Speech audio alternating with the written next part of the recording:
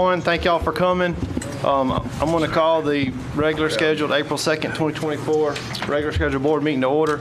I've asked Commissioner Perkins to say the prayer for us and Commissioner Mobley to lead us in the pledge. So if y'all would all please stand. Let us pray. God, our Father in heaven, we come this afternoon to God. Render thanks unto you how you have truly blessed us and watched over and kept us, dear God. All last night while we slumbered and slept. Woke us up on due time this morning. Allowed us to go through a day that we've never seen before and never see again. We thank you, God, for allowing us to make it here, dear God. Look on everyone that's here, dear God, that you bless them, everyone that's represented. We look on this board, dear God, that you bless this board, dear God, to handle the situation and circumstance that come before this board. Give us all the wisdom, knowledge, and understanding. And God, and bless those, dear God, that shall come and speak, God. Everything be done in decent order. And God, we give you praise and glory. Ask, oh God, to look upon this nation, dear God. Look on our leadership in the mighty way, God. Touch the heart and mind of our leadership. And God, we pray, that God, that you will, God, bring this nation back to worship and praising you, God. God, that we don't be we the party, but we the people. And God, that you bless in the mighty way, dear God. Look on our departments, dear God. Don't ever want them, God, that you bless in the name of Jesus. Look on this county and on this community. Continue to have your hand of mercy upon us. And God, we pray to God that you continue to bless everyone that's here. Give us a safe trip home, dear God. And we give you the praise and glory. In Christ we pray. Amen. Amen.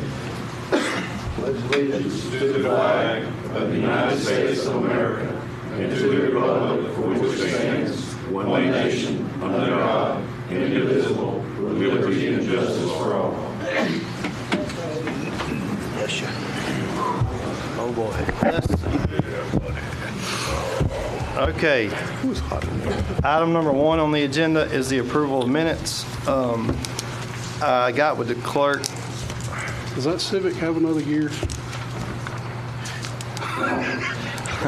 Prior to the meeting, apparently Mr. Coke drives really slow. Prior to the meeting, I got with the clerk on page 374. There's just a small grammatical typo. It states that the county attorney Morrison clarified that. It's just a duplication of the word that. I think it's supposed to say that the additional cable word. I do stutter, Mr. Chairman. Okay. Mr. Chairman. So, yes, sir. Commissioner Perkins, that is one change. Yes, sir. And on page 373, Yes, sir. the next to the last paragraph, Yes, sir. where it says Suwannee, Hamilton, Lafayette, Madison, and Taylor. yeah. Very good. Taylor, misspelled word. Wrong. Very good, Mr. Perkins. You can see good. You get an A. Oh, there they are. Thank y'all for that. So we have 2 changes there. Any other changes or corrections?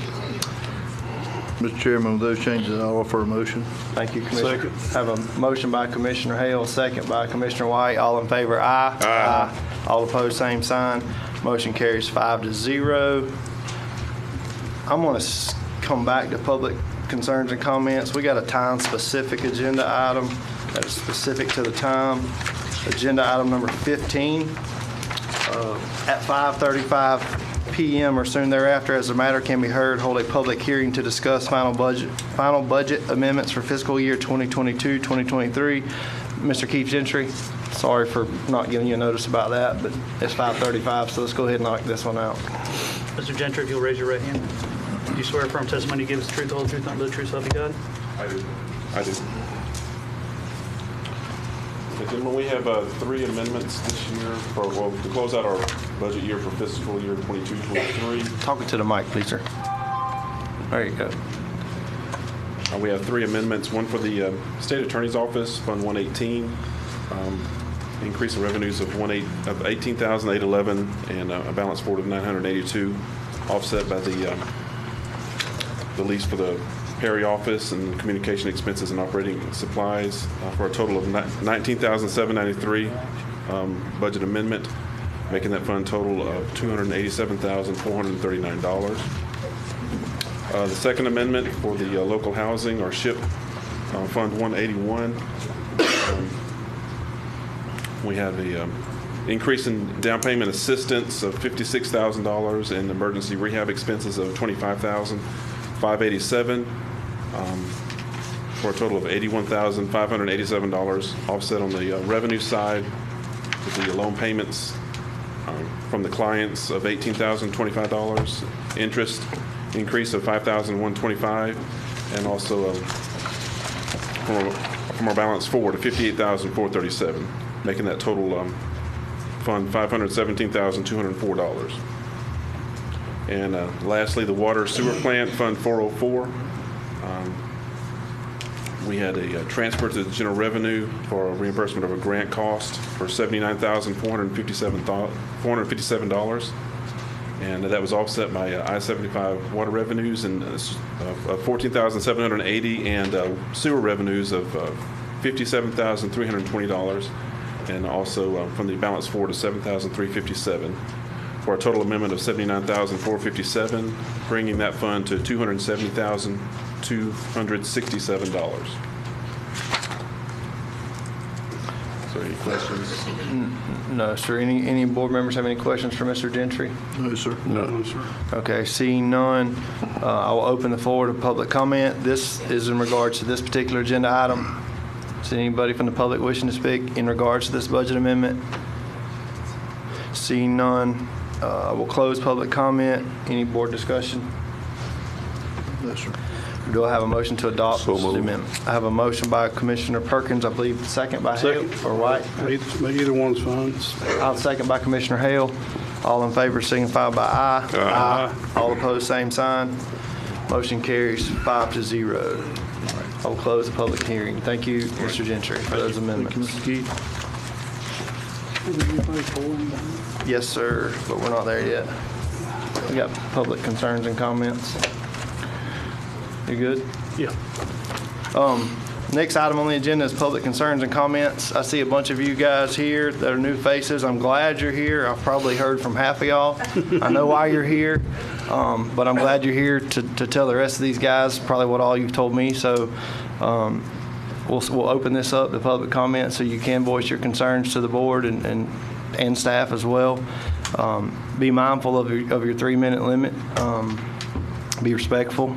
I know some of y'all are passionate, and I appreciate that. So just if you would keep it respectful, and we'll get started.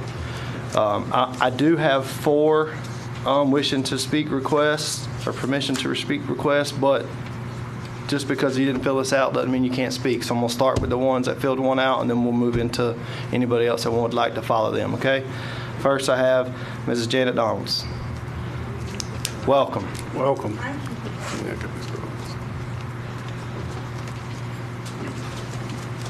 Never been to a meeting before, so Glad to have you. thank you. The protocol would be the first thing you do, just name an address for the record, and then No. fire away. I know where you live. Darn. It's Janet Donalds. I live at 11437 225th Road in Live Oak. Concerns about the RV park.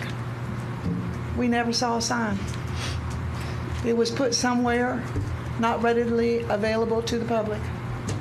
Now, the biggest thing that's on my mind about that sign, normally if you're on a through section or an intersection, you're going to put that sign at the corner, am I correct? So that both roads can see and have visible access to that sign that there's going to be a meeting. You couldn't do it this time because on the corner is our neighbor who didn't see the sign also because she's been in the hospital for 2 weeks with serious surgery. It would seem that reasonable amongst adults that if it's only going to be posted on one road, which we never saw the sign, that you would take the time to post it on the other road.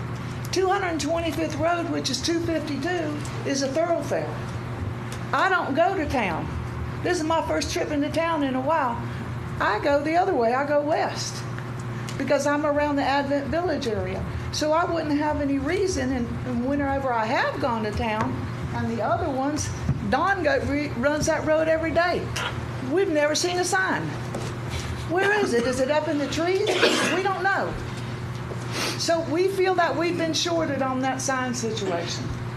The other thing is this. I know, and I've been hearing it for the last 3-4 days since all this came about, that you no longer send notices to the owners, the landowners. Understood. However, if you go on your website as part of the application process in the instructions, it states that planning and zoning will send letters to the adjoining landowners.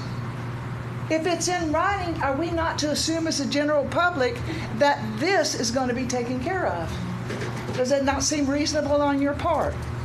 I don't know. Seems reasonable to me.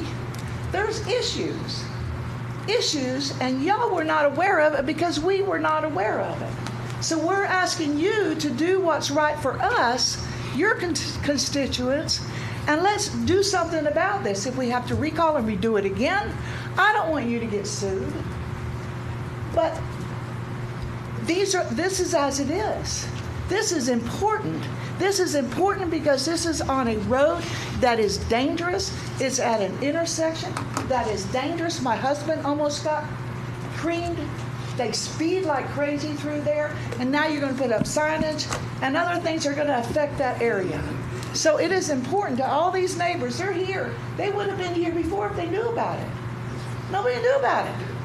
I don't know what they did with the sign. I don't know if somebody put it down, picked it up later. I don't know. But I'm asking you, as our county commissioners, let's do something about this, okay? Thank you. Thank you, ma'am. Thank you, Miss JJ.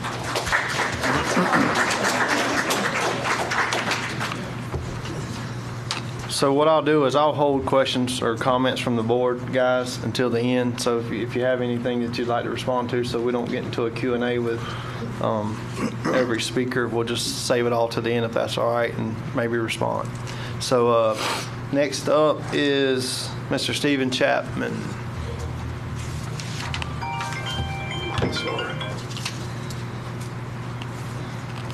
Welcome, sir. Name and address for the record. Stephen Chapman, 11409 225th Road. Welcome. And so, first of all, I want to thank you guys because I know this wasn't originally scheduled, and you guys are willing to let us come up here and show our concerns is, shows how much you guys care about the people that y'all are serving. So, but I too want to stress the fact about the sign because I go that way multiple times every day going into town, and I didn't find out about it until somebody had told me about it after y'all had met and approved it already last time.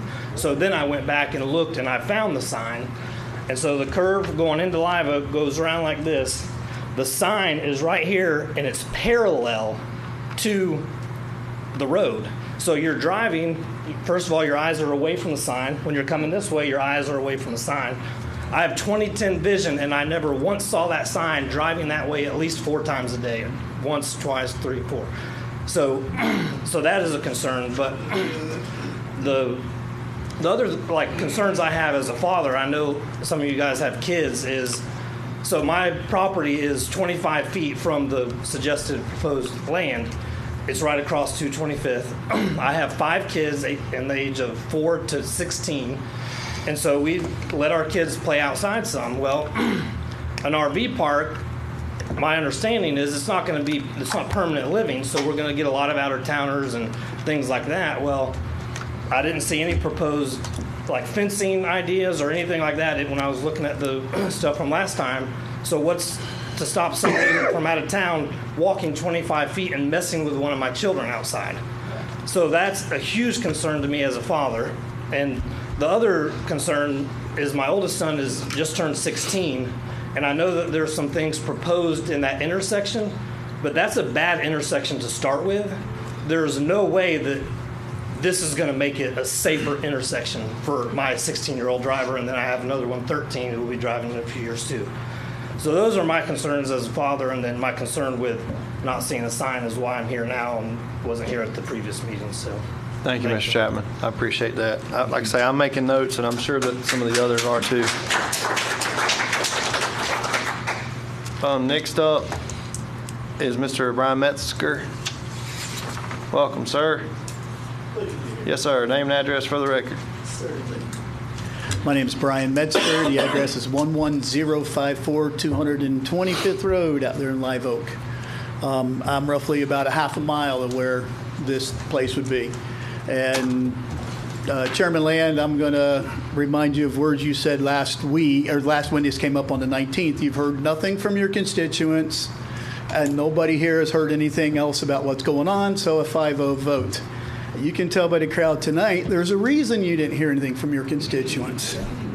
Okay? I'll go along with the others. I'm not going to try to beat a dead horse. There may have been a sign out there.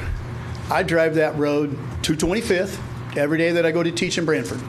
I drive the other road, County Road 250, every time I have to come into town. I did not see a sign. One would think that if you're going to post a sign for a major land rezoning as this, that you would make it conspicuous. That sign that's out there is probably something my 10-year-old son could have come up with. I'm not dishing the guy who made the sign, but there's nothing that tells you, hey, this is a major land rezoning. I'll go along with that corner as well. County Road 250 is in need of major repair. We have from that corner at where 252 or 225th comes to County Road 250, they jog over to River Road, which is the truck route. We have tons of timber trucks going over that road. We have all of the Pilgrims trucks going over that road. Now we're going to add some heavier units on that road when that road is in major need of repair as it is. County Road 250 or 225, County Road 252. That road is skinny.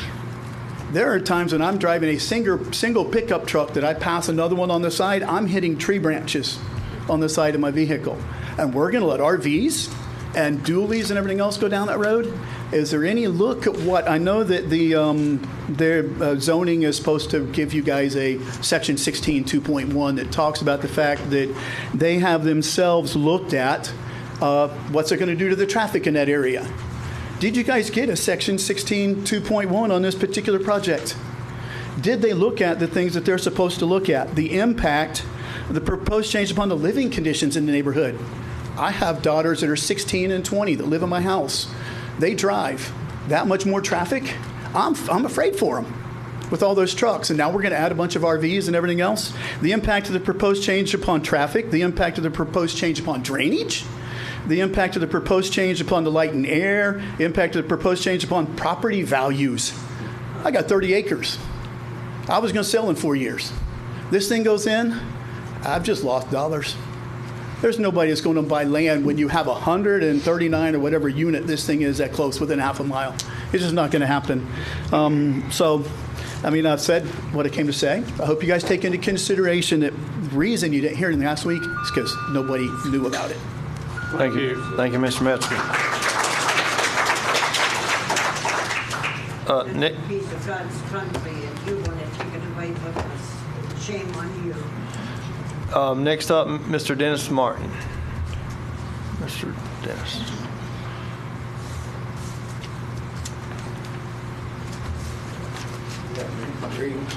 Welcome, sir. Name and address for the record. My name's Dennis Martin. I live at 4240 River Road. And I own property right across there. I've sold 2 pieces of property. I sold 1 piece of property to Fred Hammond and his son Dennis, or whatever, I don't remember what his name is. But anyhow, they live there. They're older. They didn't see the sign. And then I sold another one a while back that's on front, right straight across from where the pines are on that road. And those folks hadn't moved in yet, so I couldn't contact them. Because they right now, but if they would have known this, if they would have known these, and I got 1 more piece of property out there for sale. It's lot 11 at River Valley.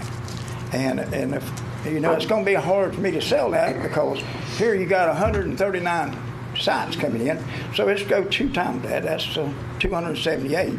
That's going to be at least 278 people. It's going to impact that whole 31 acres, I think it is.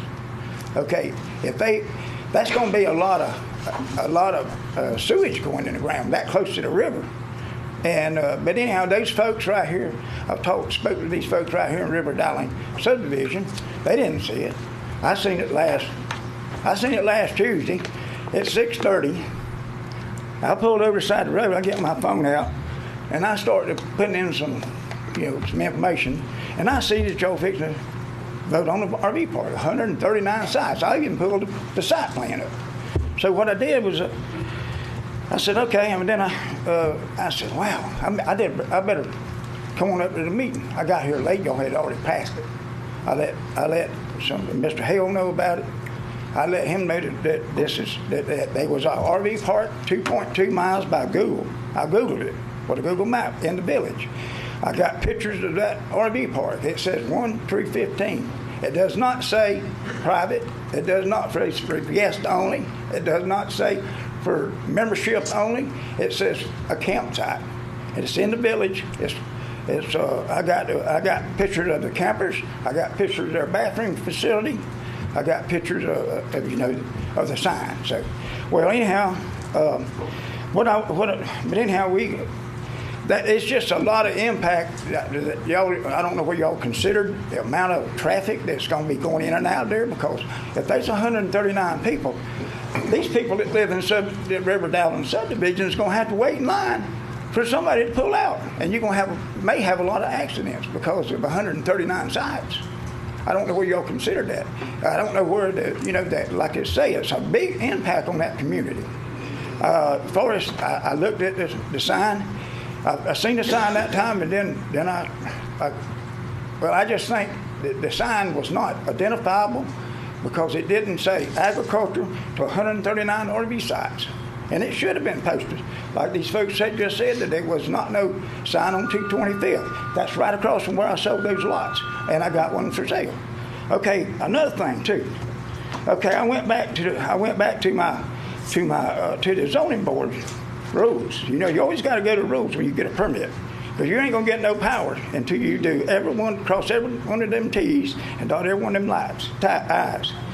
Okay, what it is right here, I pulled up for application for rezoning, application for special exemption, application for special permit. All these things right here say all property owners on all three applications said that all property owners will be sent letters.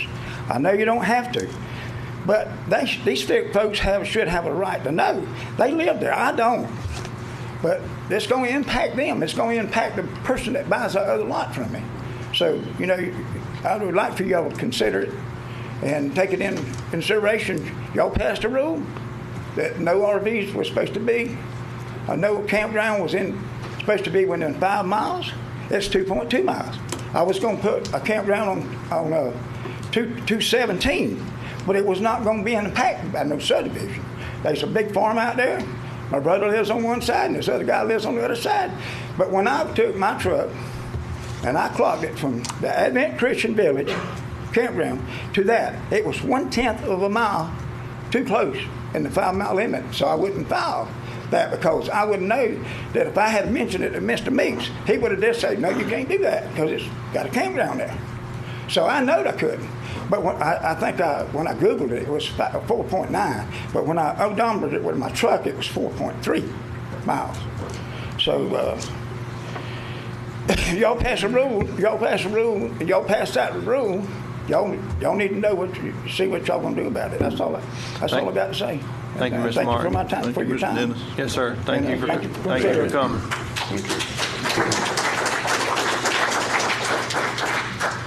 All right, those are the only ones that I had a comment card filled out from. So anybody else from the public wishing to speak, please just make your way to the podium. Name and address for the record as you get there, please. Hi, my name is Sandra Renato. I live at 22390 County Road 250. This RV park is on the side of me and behind me.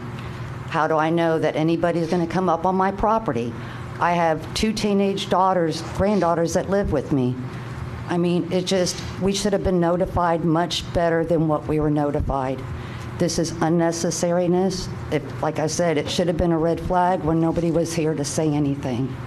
And like they're saying, on 250, that is a bad road. It's off of a curve. When you're going on 250, it's on the other side of a curve is where they're supposed to have the entrance.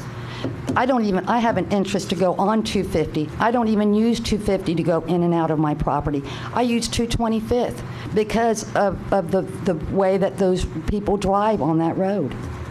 I just wanted to speak my piece because I bought this property 7 years ago to live there for the rest of my life. And now I don't even want to live there because I'm going to have 100 and 300 people living behind me that I don't even know. I know these people around me. They've helped me. When the storm come through, the neighbors came and helped all of us. And if they can't give us the decency that whoever owns the where this trailer park's going didn't have the decency not even to come to tell us, I think that's wrong, because we would have went and told them. That's all I have to say. Thank you, ma'am. Yes, ma'am, thank you.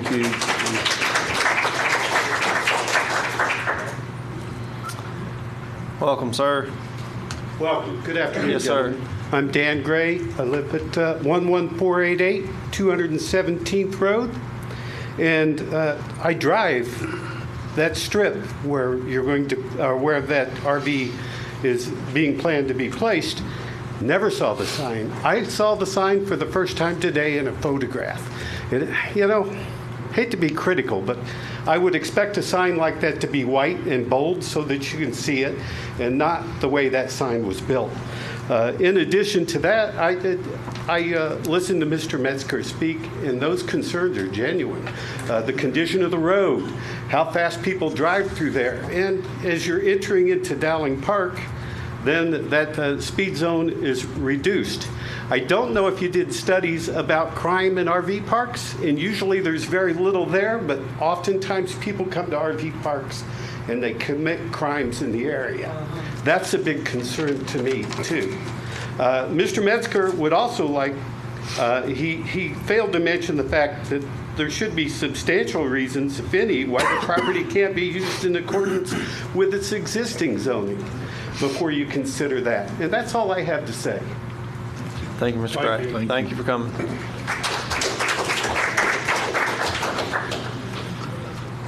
I don't know if you'll let me speak or not, but my daughter lives on 217th Road. Name and address for the record. But yes, sir, you're willing to speak. Okay, Randy Vick. Her address is 218, 740, I think it is, on 217. And she asked me to come because I agree with all of them here, because we can move out to the country to live peaceful, not to be in the city. If we was in the city, we'd move into the city. But this sign, I have to say, I seen this sign. They told me the RV park was coming in. I seen it right away. But it was camouflaged, green. And you don't do that. You put that sign out there in the front where you can see it. A sign should be red or yellow, whatever color it should be exposed right there on the road, because that's a blind spot when you come around that curve. But like I said, like Sandy said, she lives there and her property value is going to go down, and the rest of them too, because an RV park is not going to be a good thing in that area. It's not. It's going to be traffic jams, and like I said, who knows, like you said, who knows who's going to come in there and cause problems, you know what I'm saying? Because how do we, you guys said there's not going to be a permanent spot for people to stay year-round? Is it going to be a permanent? No, sir. They can't stay there longer than 6 months at any consistent time. So how long do they have to leave to come back? How long do they get after they leave 6 months? They get a week and then come back? I mean, is it like a week after they leave, or after 6 months? How long do they get to come back and stay? I mean, 6 months. Do they leave and come back? I mean, if a person stays for 6 months and leaves for a week, can they come back the other 6 months? I'm sure there's a loophole in there somewhere. Okay, yes, well, sir. see, Somebody will find it. But how do we know it's not going to be a migrant? Again, we're going to address all of your questions at the end instead of getting to a Q&A with 25 well, I'm just people. saying that I agree with these people here, because they know they live here and they want their property values to stay property values good. And I agree with any of you guys. You wouldn't want this next to your spot. It'd be the same thing, you know. Yes, we just think for the safety of the people here. You know, it's a bad traffic jam place there anyway, because that curve you can't see when you go down 250 turn right to go towards Walmart. You can't see. It's, you know, going that fast, and there's going to be accidents. And I believe that these people need to think about them. Yes, sir. Thank you for coming.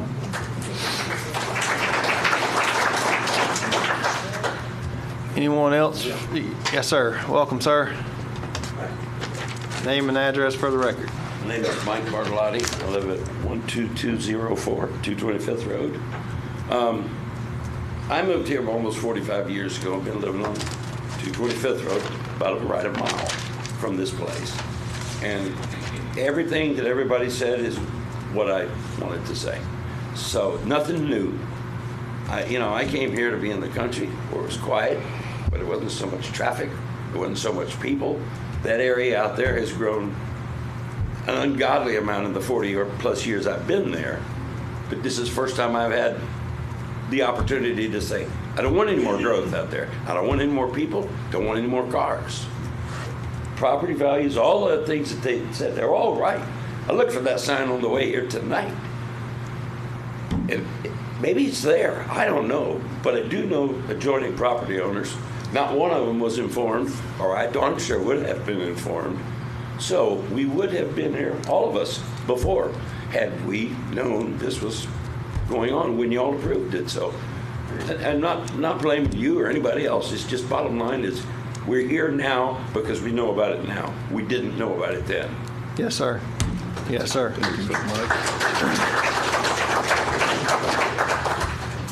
Anybody else from the public? Yes, ma'am. If you could make your way to the podium, please, ma'am.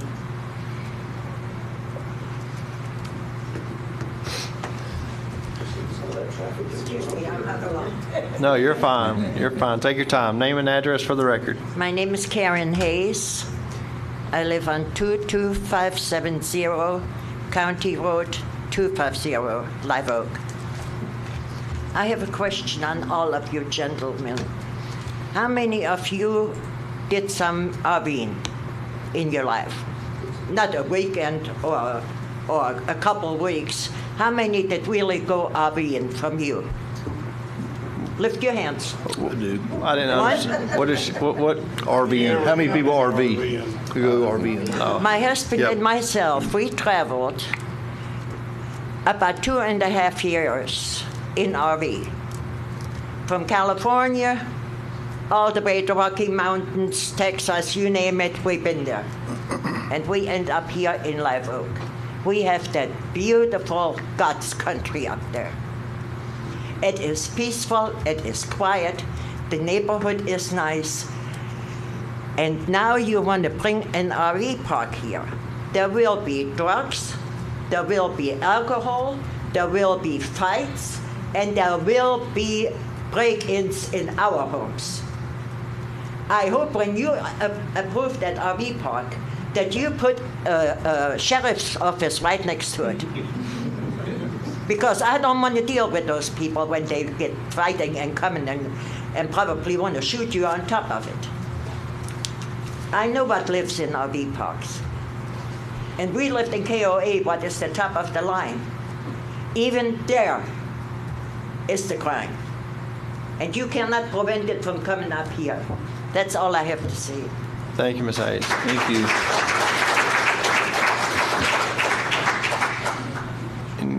Yes, sir. Richard Snyder, 29th Road. I have 2 points of clarification, only because it's new to me to be up here and be doing some of this stuff. Is this the same topic from last week where we talked about the sign was laying on the ground when you looked at it? Second one is, if the local residents are supposed to be notified of such a change, kind of like when we did the cell tower on 27th Road or on US Highway 27, are they supposed to be notified or is it optional? Because everything I've heard tonight sounds like it's supposed to happen. What is that radius?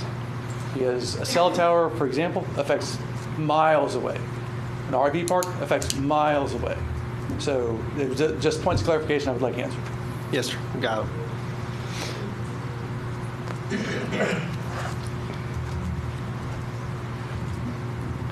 Welcome, sir. Bo Hancock, 6135 Wiggins Road. I think you can head off a problem in the future. Now, I will never, ever say this but one time.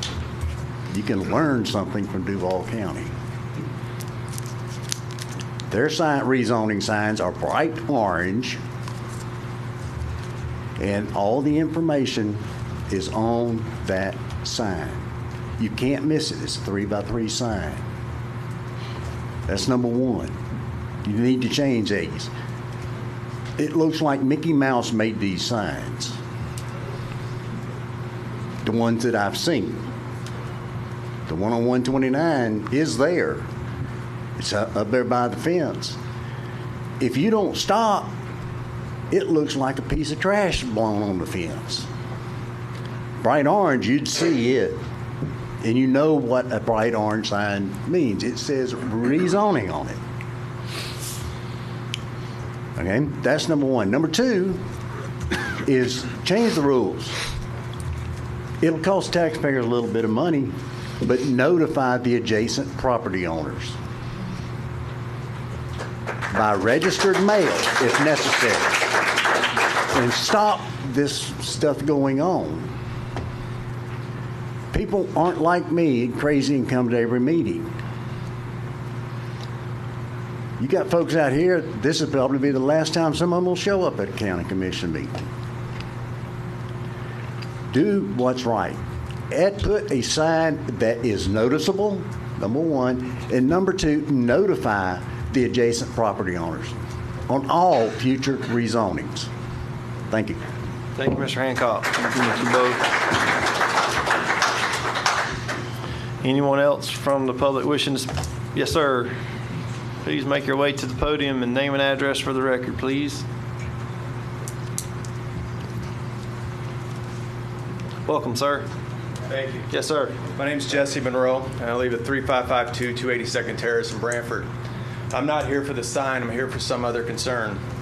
Most of you probably had your houses have a smart meter from Suwannee Valley put on over the last couple of weeks. They came out to my property to put smart meters on my home. If you don't know what's up with the smart meters, they're very dangerous. They cause house fires, they emit microwaves, and these microwaves affect all life, to include plant life. Now, when I contacted Suwannee Valley and I told them that I didn't want to participate with this, they didn't give me an opt-out. They threatened to cut off my power. That affects my way of life. We moved here from the city to get away from that type of toxic environment. And now I'm being told I have to force to take a smart meter to put it on my home. You can do a quick Google search for the dangers of smart meters. Many people's houses have caught on fire from these smart meters because they contain a lithium battery. And they do not get their money back, or they do not get insurance claims from the power company. So these people are getting basically scammed on this. And not only do they cause fires, they cause health effects. They emit a microwave or a millimeter wave that's ultra low frequency and causes things like autoimmune disease, cancer, and it breaks down the cells in our body. Most of us don't understand that. They don't know because we're not told. So it'd be nice to have an option, but I don't have that now. So I'm asking you guys to please contact Suwannee Valley and ask them if there's an option, because when I contacted the state, they told me they can't do anything about it because they're not a corporation. That's all I have to say. Thank you. Thank you, Mr. Monroe. Thank you.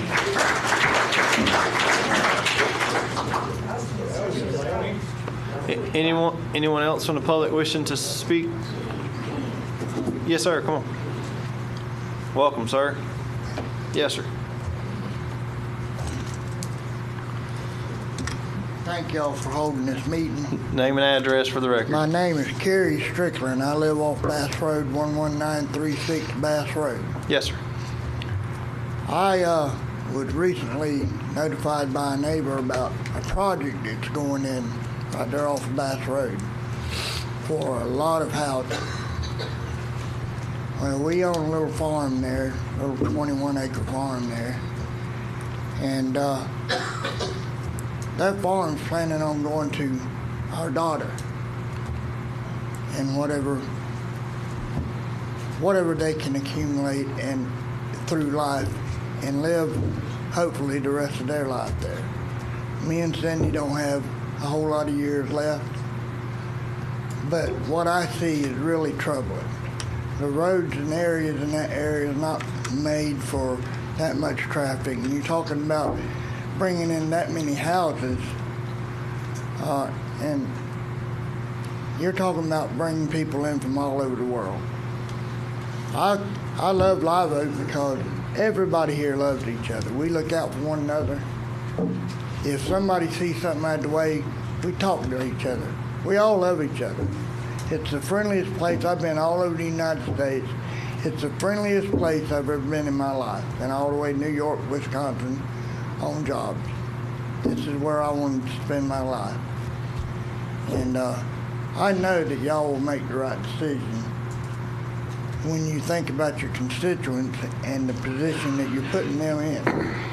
Everything's not just about this big business coming in and overriding the small man. There's a lot of independent people that rent out houses, and they do it for a living. They're not big business. But when these big projects come in, what do you think is going to happen? The first thing that's going to happen is a lot of these people that are renting houses from the small people are going to run over here to the new building. When that phases out and these people over here, the small man, has to pay rent, insurance, and taxes, so he has to lower his rent and try to find somebody to come in and fill the void. On top of that, we've got no telling what kind of people coming in from states like New York that's failed and California that's failed. Crime is so high. So when they come in, crime goes up and they want to change the political field like it was over there in California or New York. You understand what I'm saying? We don't live in New York. We live in a whole different world. Up in New York, they have taken veterans and kicked them out of hotels and put immigrants in there so that they could have a place to live on our tax dollars. So, you know, I just want y'all to think about it and be an independent and work for the people that we. Thank you. Mr. Strickland, I will add, or I will address your comment. That project that you're talking about, the up to 300 homes there on Bass Road, that is actually a City of Live Oak vote. That Bass Road is my district, and I have spoken to the city council members about my concerns with that particular project. This board won't have a vote on whether that happens or not because it'll be inside the city limits and their jurisdiction. So I would encourage you to go to City Hall and voice your concerns to those city council members who will be voting on that project. Thank you for informing me. Yes, sir. Yes. But thank you for coming. Thank you.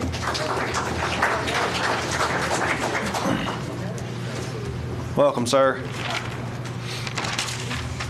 Name and address for the record.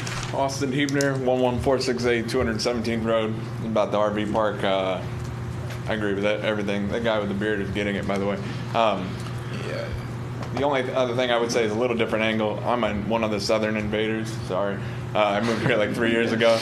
But I bought an existing homestead. My house was allegedly built in 37. So not really adding. So, you know, anyways, I get it.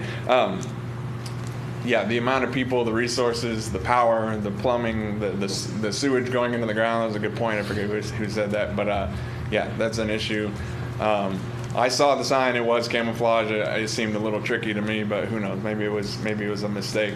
But I would say to the people here, consider when you're selling your land, don't try to get the highest dollar from BlackRock, whoever's offering. You know, sell it a little cheaper to a family member or something like that. You know, somebody who gets it, maybe a neighbor or somebody who's trying to. You know, don't try to get the highest dollar because guess what? We can't take that money with us when we die. So.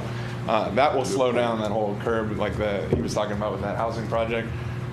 Big companies come in, buy huge pieces of land, and then where I came from in Pinellas County, that was already blown up, 1 million people in one county.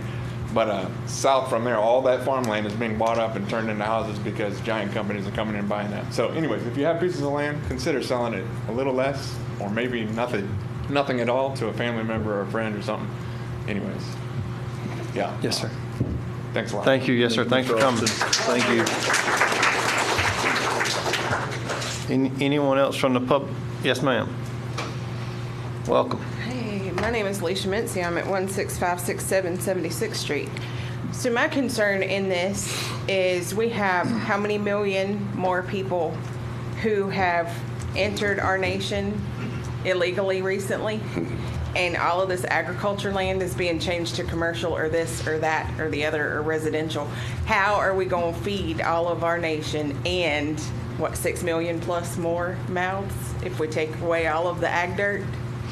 We got folks to feed, and that ain't going to stop anytime soon. And all of our agriculture land seems to be getting smaller and smaller and smaller. And where's it going to come from? Are we going to import our groceries? And a lot of our farmland's being bought by another country. Yeah. So then what? That's my big concern. So, Yes, ma'am. Thank you. Thank you, Ms. Mincy. Thank you. Anyone else from the public wishing to speak? All right. Seeing none, I will close public comment. All right, fellas. just. Chairman, Yes. should we hear from me something? Yes, sir, we will. Okay. Yes, sir. I wrote down a few things here that I, personally want to address. I mean, this is my district. I don't know if y'all watched the YouTube meeting from when this permit was there. And I did ask, hey, is there a sign on this property? Because I haven't had the first person call me for or against. That concerned me, hence the question I asked in that meeting. I wish I'd have heard from all you guys before. I don't know that it would have changed anything, to be honest with you, because according to our current land development regulations, LDRs, we call them in short, this application checked all the boxes of our current requirements. It might have changed my vote, but I don't know that it would have changed the whole board's vote. I can't speak for those guys. But for the record, I do live at 21303 152nd Street, which is just around the curve, on the other side of the curve from this project. I live on the Taylor Store side of Charles Springs. And it'll affect my road and the amount of folks coming down it. But at the end of the day, I did vote to support it because, one, I hadn't heard from anyone from the public. They're, again, for or against it. And it did pass all the regulations. So by following our LDRs, I felt like I was doing the right thing.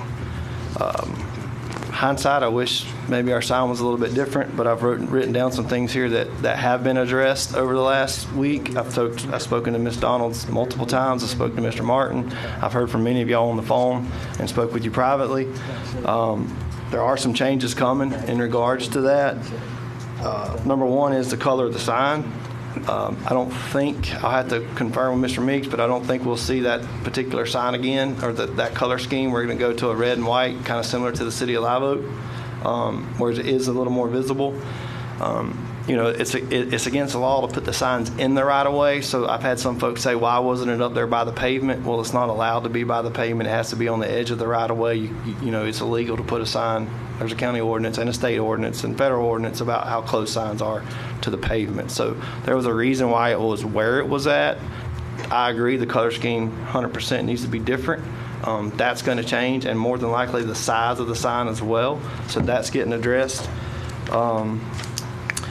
Letters to the landowners, that's something I wrote down. There does seem to be conflicting places where it states the landowners shall be notified in writing. There's places where it does not. I think maybe that is some house cleaning that the county needs to look at doing and making sure that we're sending out the same message on every single thing.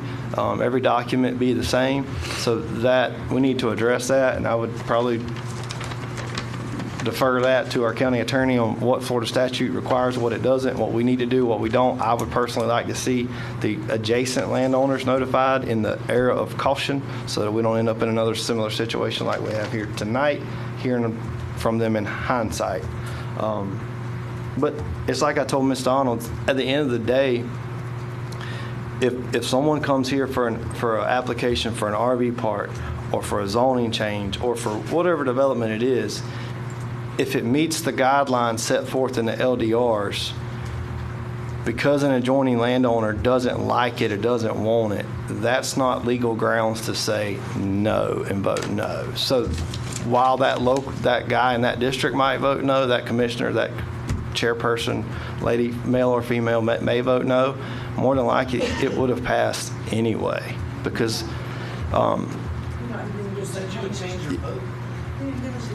well, that's what I'm saying. I wish the sign would have been more visible so I could have heard from you guys. It might have changed my vote. Right.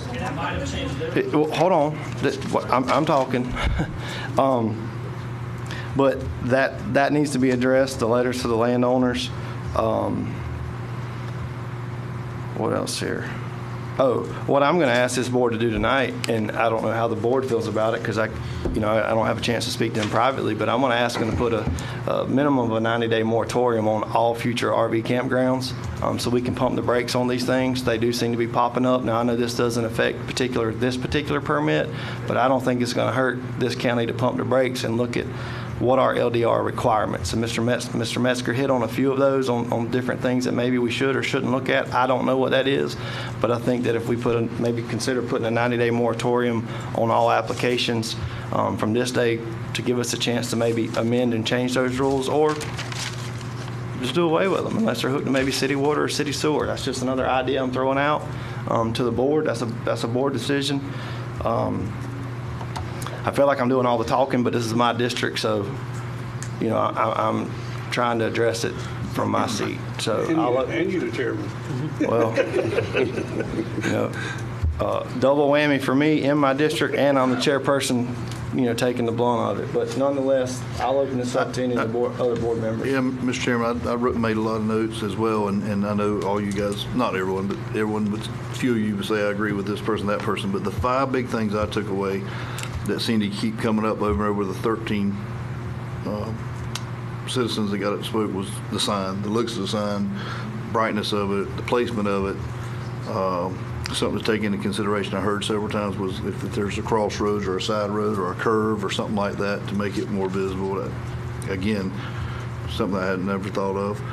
I don't know what we could do as far as, like, I heard a few people say something about traffic concerns, maybe putting down and getting a count of that, because that's always going to change. I hate to say it, as people move here and things. I mean, it's almost impossible to really control that. The letter to the landowners, adjacent landowners, for sure. And another one that was said, and I did like this because I've always been a fan of this, whether it be for solar farms or whatever, but look back and see what we have in there for buffering, any kind of setbacks or any kind of, not some green stuff on a fence, but maybe some trees, some shrubbery, something that, you wouldn't know there's a RV site next to you if you didn't want to know there was an RV site there or something. I don't know. But that was the consistent things I heard. I don't know what you guys heard, but that's just kept coming. Those 5 just keep coming back around. Yes, sir. Mr. Morrison. Yes, sir. And one other, and I did hear this, not to interrupt, I'm sorry. No, sir. Just overall safety of the community, and that could be is somewhere in there. If they're going to have that, they're going to be required to have cameras, not only inside their apartment, maybe out and around the outside of it or something. I don't know. Well, Commissioner Hale, what I would say to all of your comments, I agree with them. I appreciate them. I would think that definitely there's some stuff in there that we could look at, and hence my suggestion for a moratorium. I got you. Today, so that we don't get inundated with applications tomorrow, because we're talking about a moratorium. So that's my idea to pump the brakes going forward. I don't know what we can do in retro and going backwards. That'll be probably a discussion that won't get answered tonight. Mr. Morrison, my question to you was, as far as public notification on special permit, zoning changes, public hearings, what are the requirements for Florida statute on those? The statute requires public notice, and so the sign's considered appropriate if you're simply going by the statute. But the caveat to that, and what changed, and the LDRs have changed, is it used to require public notice to be sent to the homeowners, and then somebody said they didn't get it, potentially opens you up for a lawsuit. So, and I want to be very clear about this, and this isn't me trying to sound dismissive of anything anybody said here today. There's no unringing the approval bell. Unfortunately, everything that everybody said can be taken into consideration for prospective changes to the LDRs and how we do that. So, for example, to avoid the issue, if this board wanted to change the LDRs to require written notice, is what the board would do is say, for example, all persons within a certain radius will send, not a certified letter, because then you don't want to delay things if people don't sign for it, but send a letter to the registered property owner with the property appraiser's office. Then it doesn't matter if they got it, but you've complied with it, and you can show that you're attempting to get service at the place where they get their tax bill. So that's about as good as we're going to do as a government agency. I do want to clarify one thing, because this hasn't, several of you have spoken with me about this being an ongoing issue. And I've gotten, just to be clear, what our LDRs require is simply that the sign be put up. To speak to your point, Mr. Chairman, that the website needs to be cleaned up. That's correct. That's an old version of the application that's available on the website. The version of the application that the actual applicants get does not contain that language about it's going to be mailed out. So you are correct. The website needs to be cleaned up to reflect the current version of the application. Oh, hey, hold on. One at a time. Just one at a time. One at a time. Are you done? That was the comment I had. In All right, and if you do have a question, please come to the podium. Please, ma'am. That application that's on that website with the Board of County Commissioners is an application that anyone can use. And that application has instructions to it, which is part of the applications, which says that planning and zoning will notify the landowners. Now, what does it take to get someone to understand that if it's on there for public use, that they can use that application and read those instructions and know that it's going to be taken care of? Why is this not even being considered for a recall? The signage was done very poorly. It was stuck somewhere where nobody saw it. Look at all these people. They didn't see the sign. I didn't see the sign. You telling me that because the state says that, oh, well, you know, your minimum is to put a sign. That's all you're going to do for your people and set it that way so nobody can see it? And you're not willing to even think about doing a recall on this and doing it properly so that we have the right channels to come in and to voice our opinion on it? What the heck's going on? Miss JJ. What is going on? Miss JJ. I'm not here because I'm happy. I'm here because I'm going to have some idiot next door going into a traffic jam where my husband almost got killed the other day, him and his partner. And then you're going to put up signage, then you're going to have an RV pulling out and somebody coming around and going to kill him.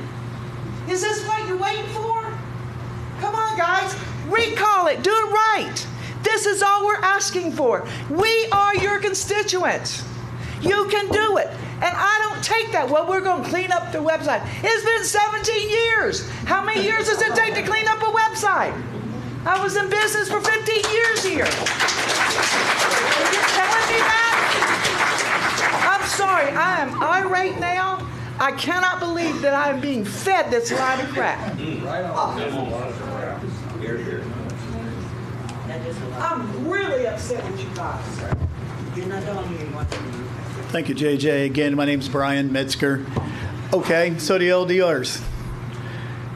The county LDRs require that public notices be published once in the legal section of a local newspaper at least 10 days prior. We don't have a newspaper. So what else do we have? Letters? Hey, hold on. Letters. Hold on. One at a time. One at a time. We don't have a newspaper where Democrats gone. So do they actually have a local newspaper that we do that with? Mr. Metzger, it was posted in the only paper. Well, I don't know what paper. Mr. Meeks, would you mind coming up, please, sir? I'm asking. We're frustrated because we're not here to change the future. We're here to change what's happened in our neighborhood. Right. I don't care what happened. I do care what happens south, but we're here tonight to change what just happened in our neighborhood. I understand. Mr. Meeks, what the public notification in newspapers, sir? Yes. Where was that posted? Lake City Reporter. Lake City Reporter is the most widely circulated newspaper in this general area. That's what we use. Right. That's what we were advised to use for legal advertisement. That's the standard practice through the county. And on the sign, as Mr. Meeks, we looking into different avenues for that, different sizes, different colors. Is that right? Yeah, we've already met with some individuals regarding the signage. Okay. The issue with the mailing of the letters, and I've brought this up. I mean, I've worked with the county for 26 years, so I've kind of seen this, and this isn't the call in. So this isn't the first time that this issue has come before a board, whether it be a zoning board or whether it be a commission. Was involved in a previous lawsuit where the issue of the mailing of the letters was the problem. You can use the property appraiser's information that's available on the website. It is not as accurate as a survey. At that time, the way it was explained to us is that you never go beyond what is statutorily or by your regulations required, because you might attempt to do good, to try to notify as many people as you can. But when you leave someone out, then it leaves an avenue for you're on the hook, because you've provided a public notification to other people, and then you find someone who may have been left out, or the distance was scaled incorrectly. So then it leaves you open and liable at that point in time. We had this discussion at length with the Planning and Zoning Board at that time, and with the Board of County Commissioners, as Mr. Tommy Reeves was serving in his capacity of the zoning attorney at that time. Most of that was addressed during that time. As far as the application, the application itself is no different. It's available on the website. We did not place the application on the website, and we do not maintain that. I believe that's done by a third party. However, I've never had a situation where someone has grabbed an application off of the website and submitted it to our office. Every application that comes to us has been given to the applicant by our office or emailed to them specifically. Usually there's a variety of different questions that come up. The application, the instruction sheet, is not necessarily a guide for the general public. It is an informational sheet for the applicant themselves. It does state on the website that, yes, at that time when that application was being used, that letters would be sent to property owners within 300 feet. The application itself and the instructions also says that the 15th of the previous month is the cutoff date for submitting an application to the following month's meeting. If we don't have any pending applications and we can meet our advertising deadlines, that's waived. We continue on. So that instruction is not a box that we paint ourselves in, of which we operate off of. It is not the adopted land use regulations. It is not a statute. It is not a guideline to the public of the process. It is an informational sheet. Application fees change. An application fee I don't even know if the application fees are correct on the online website. But the application fees that the individuals get with the information when they ask for the application are correct. Thank you, Mr. Meeks. Any other board members have any questions for Mr. Meeks while he's at the podium? Thank you, Mr. Meeks. Go ahead, Commissioner White. Mr. Meeks, where was the sign placed, and did you have any complaints about it being blown over? No. Anything? The sign was placed along County Road 250, which was the entrance of the property for the application and their site plan. It coincided with the site plan that was submitted as part of the request that the board had to look at, and the sign was placed on County Road 250, which would be the entrance of the property. It was brought up before of the intersecting road being 225th. The property that's at the intersection of 225th and County Road 250 is not owned by the applicant. So the sign being placed there means the sign is not placed on the property in question. So it is always placed at the front of the property. Sandy's property. But the rest of the property is on 225. It wraps around. It wraps around the corner. Right. I don't understand. Mr. Chair. Yes, sir. Commissioner Mobley. Could we bring this back since it is on the website with the literature on the mailing the letters, and they didn't get I think that's the sign in the right spot to give everybody a fair chance to come back and maybe do a traffic study. Well, the sign was on the property in question. Okay. The advertisement that was required in the newspaper was done.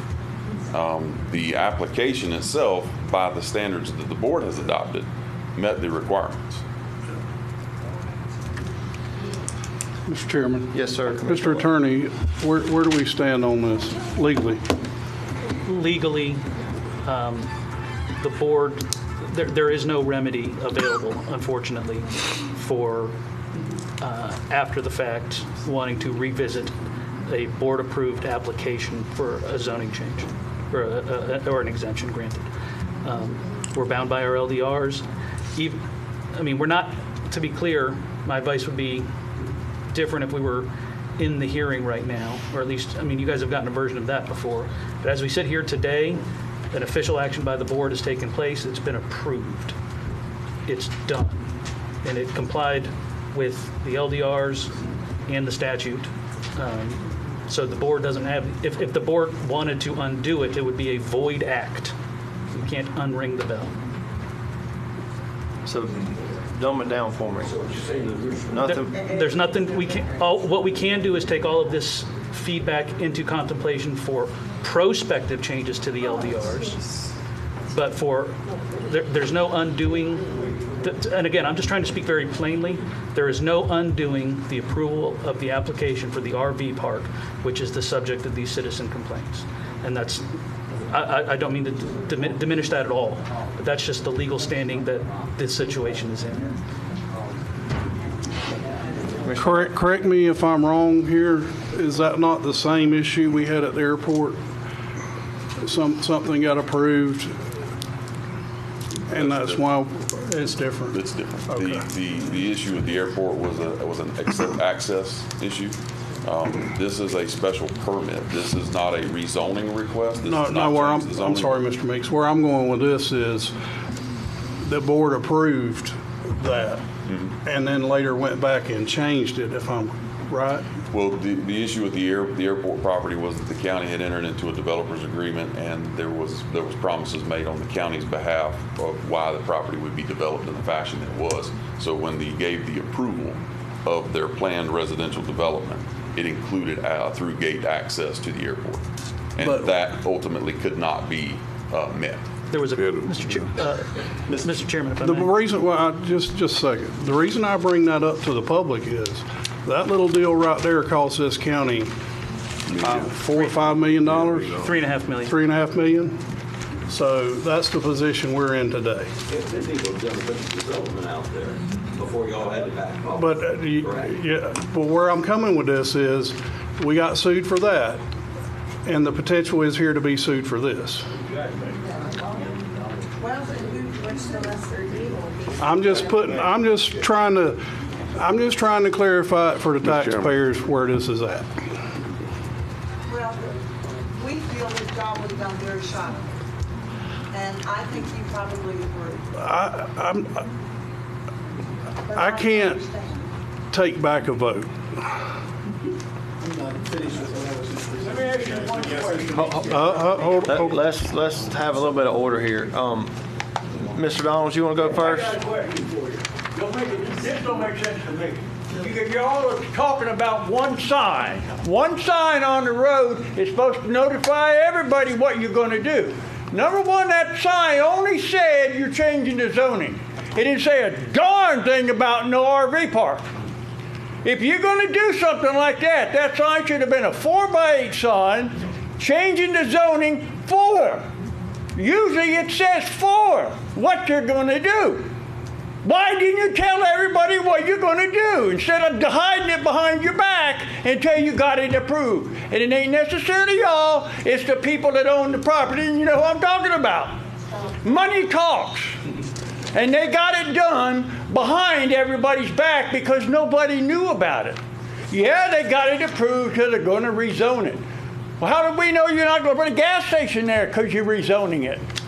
Not an RV park that is going to evidently affect everybody in this room.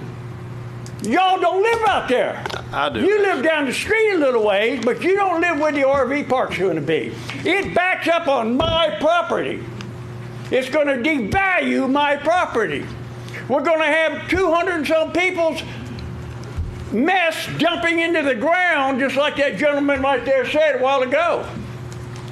It's going in our water table, not yours. It needs to be revoked and let it go over again with the people that are absent tonight need to be here and hear what we're all saying. This ain't over. You might think it's over tonight, but it ain't over. I don't think it's going away either way. Either we're getting sued, the county's going to get sued, or the Pratters are getting sued, or somebody's getting sued here. It sounds like. So, Mr. Metzger, Thank you. hey, before Chairman we get started here, this public comment is three minutes per person, one trip. I've let it go on back and forth, so I'm gonna let you two guys speak after that, and then we're gonna move on to something else, or we'll sit here all night back and forth, back and forth. I've heard it loud and clear. Mr. Mesker, you, then Mr. Chapman, and I think Mr. Gray. Okay, I've remembered. I do appreciate Yes, the opportunity to come back up again to have a rebuttal for what was said about the land development, the LDRs. There is an amendment on the LDR about a planning and zoning report that I mentioned earlier. Was there a report given to the County Board of Commissioners?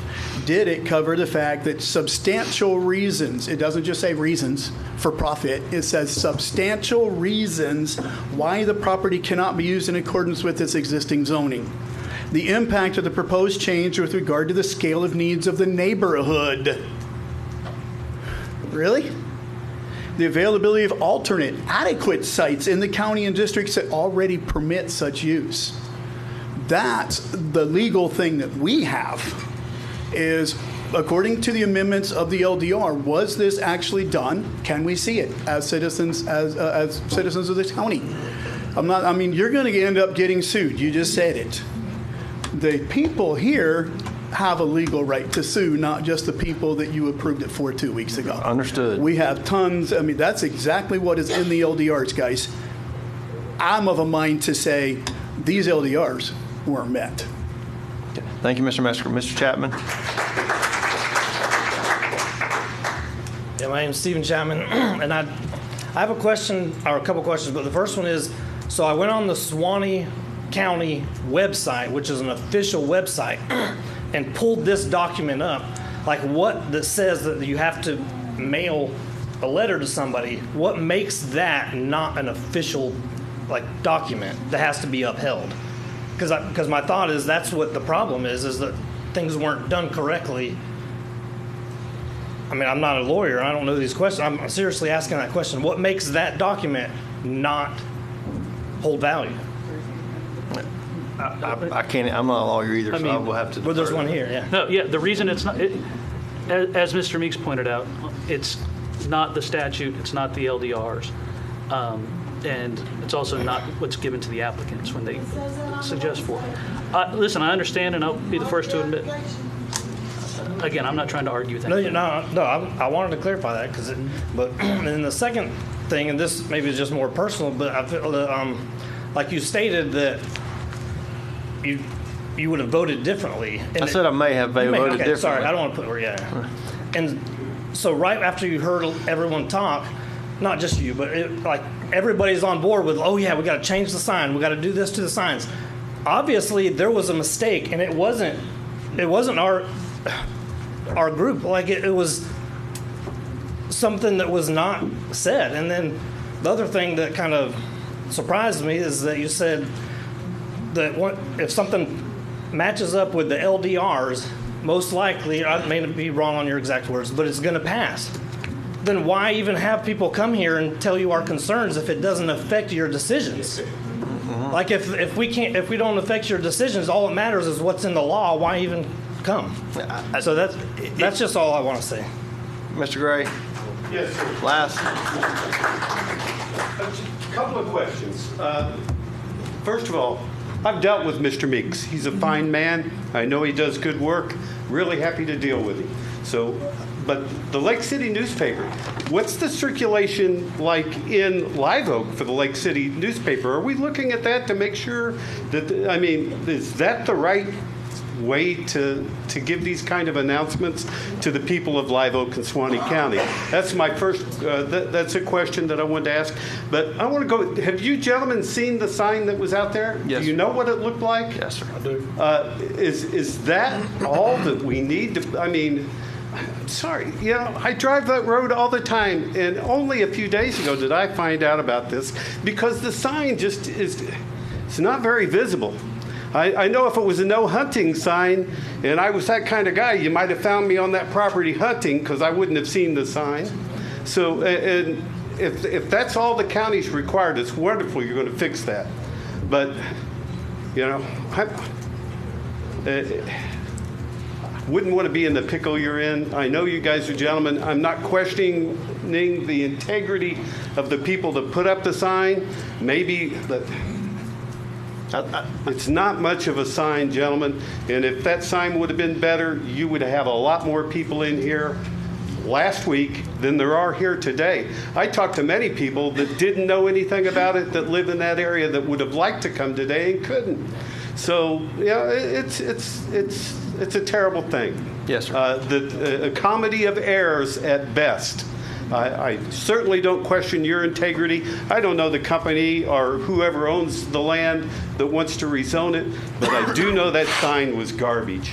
And you know, if that's all that you guys have been asking for through code, you need to give Mr. Meeks the tools to make sure this doesn't happen again. And I guess your attorney will deal with the attorney that I think all these people, including me, we're going to want to get a class action suit to fix this thing. Thank you. So, and that's all I have to say, gentlemen. Thank you, Mr. Gray. Thank you. Mr. Martin, we're not going to do it again. I said Mr. Gray was the last one. It's one trip to the podium. I've heard you. I've talked to you for an hour on the phone, 58 minutes actually. So I know I feel you. We're not going to go back and forth all night. I think you've been heard, and what I'm going to do is I'm going to task the county attorney to maybe dig into this a little bit better, and let's talk about this in our next regular scheduled meeting. Mr. Martin, I already told you we're going to dig into it and look at this and see what can or cannot be done. I've heard what he's had to say tonight, but I'm going to task him to dig into that a little bit deeper, and we'll have some conversation and then bring this back for discussion at our next regular scheduled meeting, which will be April the, what's the date? The 16th. First and third Tuesdays at 5:30. Every first and third Tuesday unless it's a holiday. So the 16th at 5:30. Mr. Scott, would you put this back on the agenda, please, sir, to be discussed after some more due diligence has been done with this pickle that we're in or seem to be in? Thank you. Is there any movement on a proposed moratorium? On a proposed moratorium, guys. I think we need to do something until we get all this figured out. Amen. I'm going to agree with you, and I appreciate you giving him direction. I want to hear from him what can be done, what we can do as a board. I heard Mr. Malby has a few suggestions as well, and I'm not saying, I don't think any of us are saying an afterwards thing. I think we want to know where we stand, what we can do at this point, and then we'll have 90 days through our other moratorium to address some of these other issues. So with all that being said, I'll make a motion. Second. I have a motion to place a 90-day moratorium on all RV parks and campgrounds. I have a second by Commissioner White. Motion was made by Commissioner Hale. A second was made by Commissioner White. All in favor signify by aye. Aye. All opposed, same sign. Motion carries 5-0. Mr. Scott and Mr. Meeks, we have a 90-day moratorium on all RV parks and campgrounds. Does that include this one? No, sir. No, sir. All right. Okay, y'all. We're gonna move along to the consent agenda. If anybody, thank you all for coming. Thank y'all for coming. Thank y'all for coming. It's been fun. Hey, good to see you. Yes, sir. Appreciate you listening. Yes, sir. Thank you for being respectful. I understand. Trust me. I wish everybody else. Yes, sir. Mr. Attorney. Thank you. None of this is personal. Please understand. That's why I came up here to let you guys. 13. I understand. Scott over. Good to see you. Good to see you. Good to see you. Hey, yes, sir. Thank you. Can we take a 3-minute recess? 3 minutes. 3 minutes. About the pot, buddy? No. Pick up where we left off. All right, Mr. Coke. We are on the consent agenda. I have item number 13 pulled for discussion. Any other commissioners have any items need to be pulled from the consent? No, sir. So all I have is number 13 pulled. Correct. Actually, Mr. Chairman. Yes, sir. If I could ask you to please pull, just for quick comment for finance while they're here, number 12. I say I got 12 and 13 pulled. With that, all I need to, we will be approving, if I have a motion, items moved. 2 through 11 and 14. So move. Motion by Commissioner Perkins. Second by Commissioner White. All in favor, aye. Aye. All opposed, same sign. Motion carries 5-0. Item number 12 has been pulled for clarification. Authorizes the return of $29,450 to the clerk of the court from excess funds remitted to the county from fiscal year 2022-2023. Mr. Morrison. Thank you. As indicated in the text of the motion, this is from a bond forfeiture in a court proceeding, which ended up going to the clerk, which there's a court order that says we need to remand. I know Mr. Baker's here, if he could communicate it to finance. Because we're under that court order, I know Mr. Ivy's going to be there, like possibly tomorrow. So just if that could be, I know it's going to get off, since it's been authorized today, if that could get communicated to finance. So that way, I just don't want to have to deal with fallout from that. Thank you, Keith. Thank you, Mr. Morrison. Any questions for Mr. Morrison? No, sir. Seeing none. So moved. Motion by Commissioner White. Second. Second by Commissioner Perkins. All in favor, aye. Aye. All opposed, same sign. Motion carries 5-0. Item number 13, authorization to advertise for the demolition of the Confletworth building and the hog and steer barn to the Suwannee County Fair Complex. I pulled this one. I think there's some, Mr. Fury. Where's Mr. Fury? Mr. Fury, do you want to tell the board why we pulled this for some discussion purposes? Yeah, just the. So they hear it from the horse's mouth. Yes, sir. After the fact, when I wrote the executive summary, I probably should have included a question about some of the livestock pens in the barns. We've gotten some requests from Brantford FFA and from Suwannee FFA. So how can we give those pens to the school, to the FFA, the ag program, so that they can use them, those kids can? I didn't feel like I had the authority to just give county property away. Whether they were bought by the county or the livestock board or the fair, 4-H, whoever that was, they became county property, in my understanding, once they're installed in there. So just wanted to get some direction and permission to give those to the kids so they can utilize those or utilize those funds from those pens. Thank you, Mr. Fury, for bringing that forward and being transparent with that.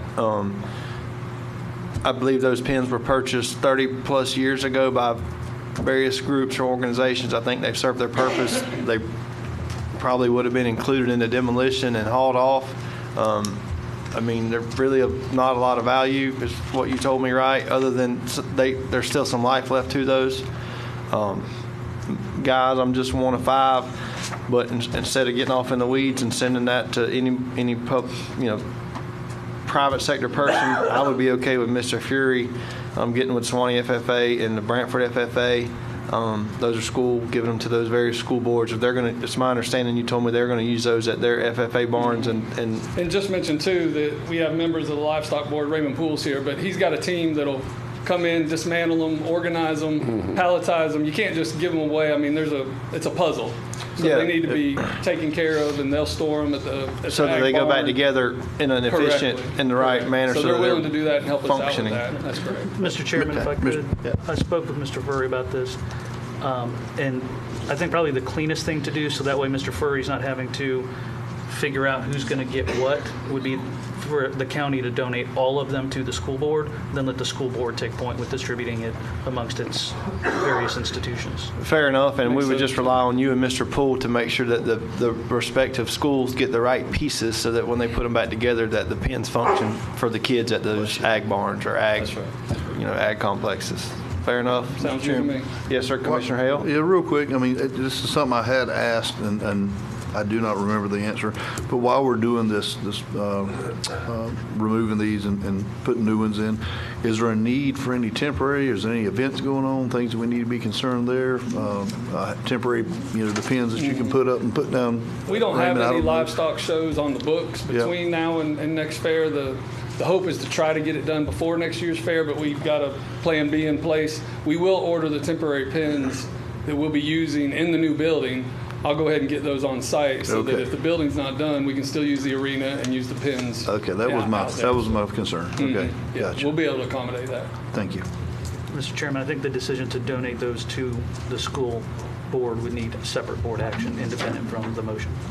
Okay, so the first one I'll entertain would be the authorization to advertise for demolition of the building. Do I have a motion? Yes. I have a motion by Commissioner Hale. Yes, Sorry. I was reading something else, sorry. Second. Second by Commissioner White, and all in favor, aye. Aye. All opposed, same sign, so that motion carries. Mr. Fury, the second motion I would entertain would be donating the remaining pens, if you will, hog pens, cow pens, to be donated to Suwannee County School Board and dispersed at their discretion to Brantford FFA and Suwannee FFA. Have a motion by Commissioner Mobley, a second by Commissioner Perkins. Right. Yes, sir. Did I get it right? All in favor? Aye. Aye. All opposed, same sign. Motion carries 5-0. Thank you, Mr. Furry, and Mr. Poole, thank you for your time on getting those to those schools and kids. Whew.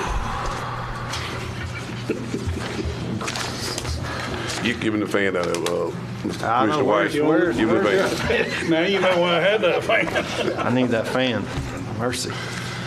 It's been a long week. Constitutional officer items. Any constitutional officers present wishing to speak? Seeing none. Staff items. Any staff? I know Chief Hand has an item. Chief.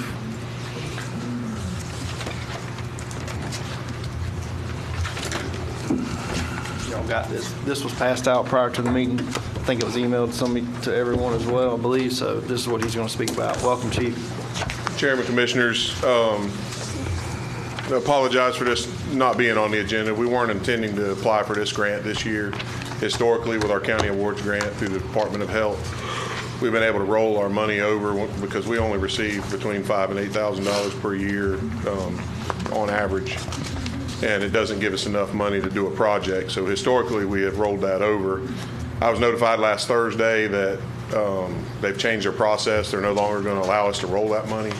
We currently have $17,000 and some change available to do some type of EMS project that will enhance EMS. It can't be replacement of equipment. It has to enhance.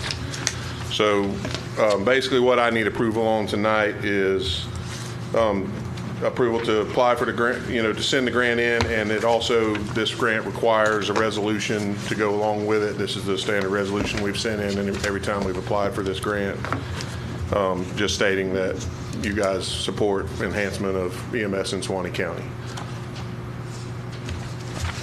Anyone have any questions for Chief Hand? And this is a no match. The project will be able to be taken care of with the full funds from the grant. Right. I'll make a motion to approve, Chairman. Second. Motion by Commissioner White. Who was my second?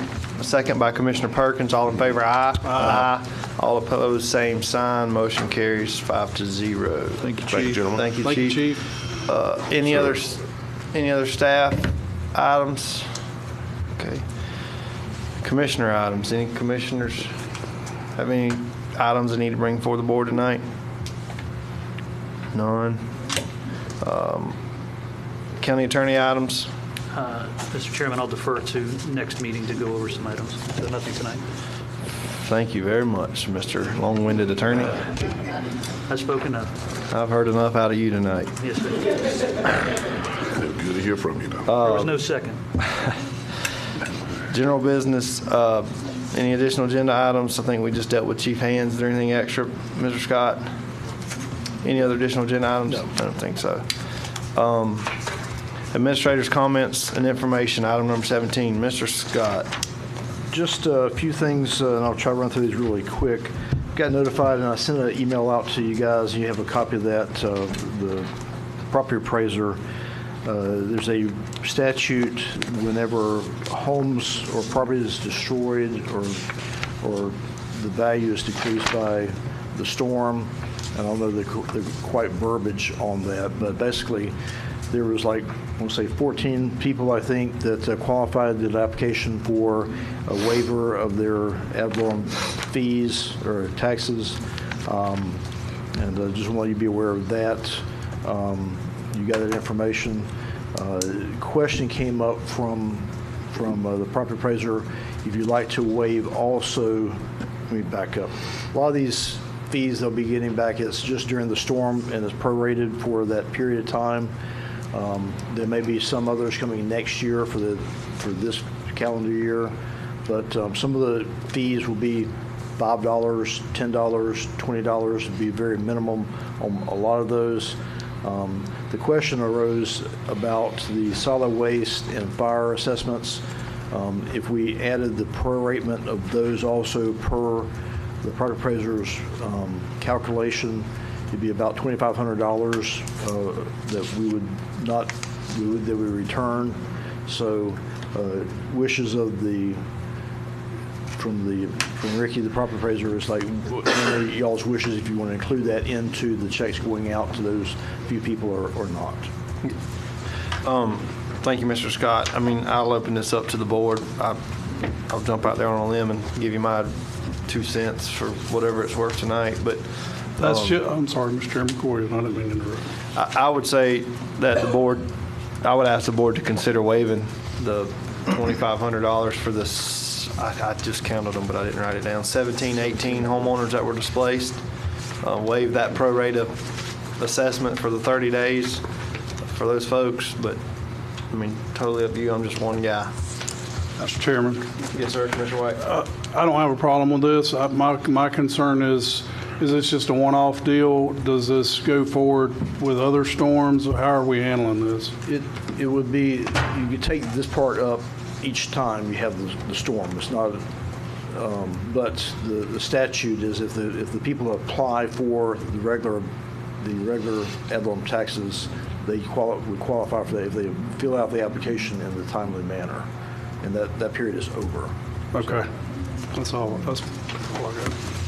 So basically here, to be clear, I believe, Mr. Scott, correct me if I'm wrong, the property appraiser is seeking our guidance on what the board would like to do as far as waiving the solid waste and the fire assessments for that prorated period of time, 30 days, I believe. Right. So a month's worth of those 17, 18, I didn't count them again, but homeowners that were impacted and displaced from their homes. Mm-hmm. Correct. Yeah.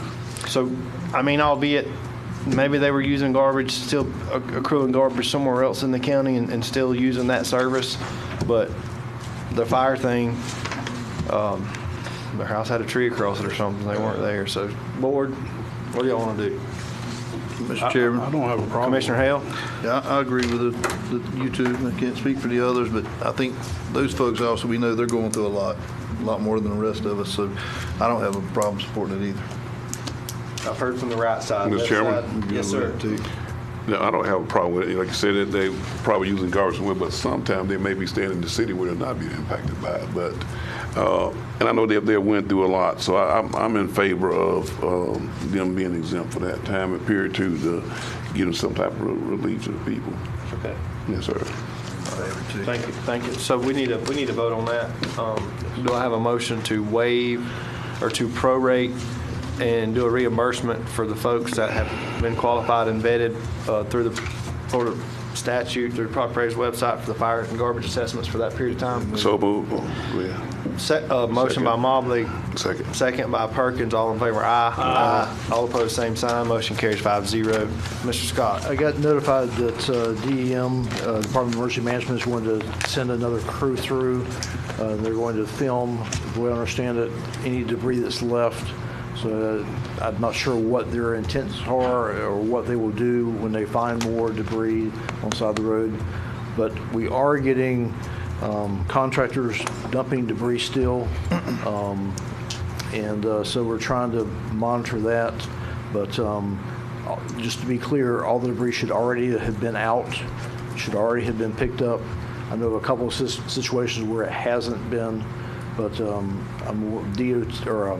DM to get through this process. If they want to send somebody back out and get those few places, we'll let them get it before we do. So just information. Mr. Chairman. Yes, sir. Commissioner White. Mr. Scott, what's the remedy if somebody keeps doing this, if a contractor or somebody keeps doing this? If we can identify the contractor, I think the attorney will need to send them a letter saying cease and desist of what you're doing. I don't want to speak for him, but that would be my thought. A phone call from us, we've already made some phone calls to some that we suspected that, and they just flat deny it, and it appears it may be continuing. But we don't see that, somebody doing that, so. but no, Thank you, Mr. Scott. You got anything else, Mr. Scott, on the well testing? Yes, on the well testing, there's a letter you got that Department of Health is sending out to the homeowners to let them be aware that they want to fill out the proper documentation to get their well tested because of that sewage dumping. But I just want to let you be aware of that Mr. Waldron is sending that out to follow with the property owners. They always have a list of those folks also. No, these are all these are all property owners in the close vicinity of where the dump site was. Correct. Okay. Right. Gotcha. Today at Heritage Park, nice luncheon. The commission got a lot of attaboys for what you do and let your departments do for the Friends of the Park, and also what you've done for that park to make it better. So just commend y'all for y'all's help with that. Mr. Sessions stopped by the other day he stopped by a couple weeks ago. We talked about the building department. They need some assistance with some permitting or inspections. So our staff has been helping a little bit. Historically, building officials and building inspectors share and help each other out whenever somebody gets behind or different things. We've got back when Patrick passed away, City of Live Oak came to our rescue and helped us out. So I thought it was the right thing to do to let Matt go do a few for them and help them out. Mr. Sessions came with a plan to try to pay for part of the inspector's fee or his salary, be our employee, but work on behalf of the city also. I talked to Mac and Ron this morning. We need to make sure that we're whole in our offices first before we, we're trying to push to try to find some inspectors or people who can go take the test for being an inspector. So we're working that process. And we'll just let you be aware that we're trying to help the city where we can on those kind of things. I got an email this morning or this afternoon from Senator Rubio's office. They want to set up a meeting with us next month, and later this month, and I'll be coordinating that. We got to work out some dates and times, but just let you be aware of that. And I'll be following up with the chairman to kind of coordinate some of that. Really they want to really come talk to staff, but I think the chairman and a few key staff, I think would be the right thing to do for that. Just so y'all are aware, we've opened the bids for different projects. Just to run through them real quick, for the resurfacing and widening of 76th Street, we got one bid. It was a good bid, and it was below the bid of the grant amount, except that we need to find a little bit more money for CI work. But we're approaching DOT for help with that. The professional engineering for the wastewater treatment plant, we got two qualified or qualified people to come submit for that. We're in the process of reviewing that. Be doing that on Thursday at the airport. Clearing and grubbing, we got for the catalyst site, we got 21 applicants. Alabama, Texas, South Florida, range from $60,000 to $1 million. So we got to go through those, analyze those, and see what the best bid is for us. The low bid and the high bid both concern me, but we'll review those and see if everybody has met the qualifications. Some of the applicants did not meet all of our on our addendums going out for clarification, did not address some of those things, so we'll be going through those to make sure everybody's on the same playing field. Garbage trucks, we only had one respondent to that, and then we've got coming up the CI for 76th Street and water and wastewater treatment plant operation be coming up soon, and also the litter pickup. That'd be on the 4/12, the deadline for that. That's all I got. Thank you, Mr. Scott. Commissioner Perkins. I'm sorry. I've got one other thing I want to let you be aware of. We were approached by Mike Grissom, a company that he's aware of that the name of the company is Cherry Beckert. They come in after the fact from our ARPA funds, look through our records, see what might be left on the table, and they work off a percentage of what they find. If they don't find anything, we don't pay them. And so they threw out the figure of 20%. I said, can you do better than that? So they're looking to see if they can. So we're going to start conversations with them. It's not going to cost us anything except for a little staff time. Or I'm sorry, Shannon, maybe a lot of staff time. But if we can find Atlanta, they found $200 million. We're not going to find that, but I know that Shannon worked on this project before, and I'm sure he turned over every leaf he could to find every nickel he could. So they may not find anything, but it's worth a shot. Yes, sir. That's what I've got.